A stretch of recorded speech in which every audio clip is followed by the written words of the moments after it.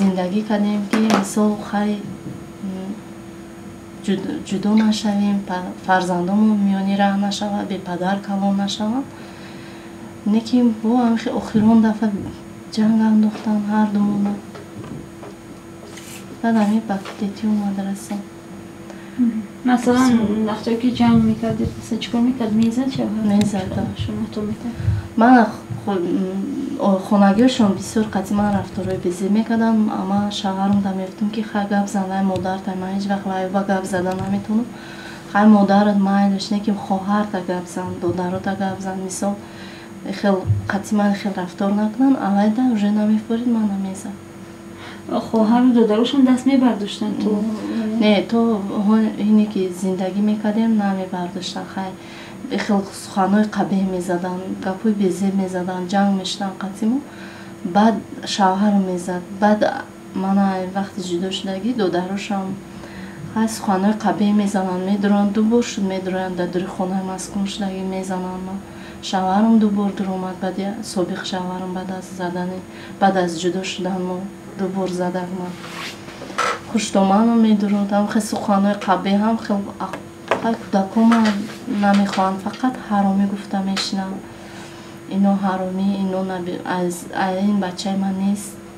هم خیلی سخنهای قبیح بسیار میزنن، جنگ میشن، نمیمونن که کودکم مثلا نغز اما روی خونه گردن، کوخنشون ده اجازت نمیتین که من در اومده اوقات کنم کودکم ده.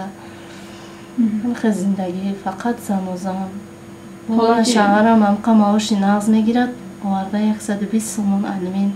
من نمیدونم باید پلی صدیقتیم، پلی خوردنشون ده گیرم، پشوندنشون ده گیرم.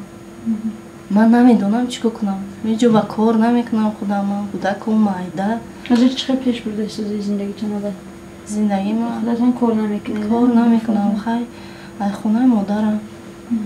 من مادرم خیلی 120 سومون ده چی میشه؟ 70 سومون یک پلی صدیق. همونم نمیتیم زیر میگفت. اوایدم سود با گفت که این ژیر نی اینده. این همه 120 سومون اینده لیش ژیر نیده باید زیادت. من کودکای خودم پول ابسپیچال میکنم 120 سومون الیمنت بریم. اول نکیم پول کودکا شروع گردوندگی، کودکوش نمیبینند، کودک کساش میشود. اما دخترچون کساش شد، بلنیسه به وزبین شد. جای کارش رفتم را کودک بین گفتم تماما تو نخوردم. تلاشون رو ازدواج بزن ناامید گشته مثلا کدام حالت پیش شما اومد؟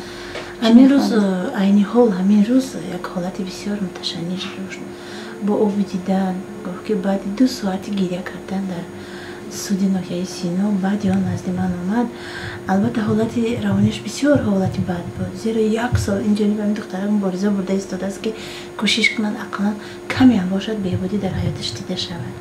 بینید با 2 کودک خردسال در کوچه موندن.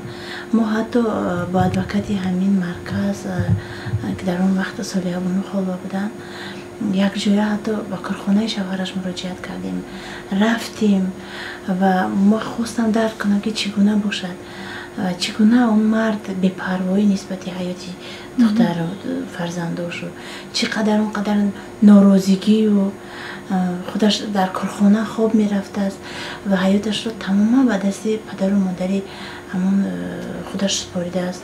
ببینید که نسبت یک زن اینقدر خشونت کردن در یک جمعیت دموکراتی، این باور کنید بسیار یک متحضرآور است که این زن امروز به دیگر راهی نیفته است.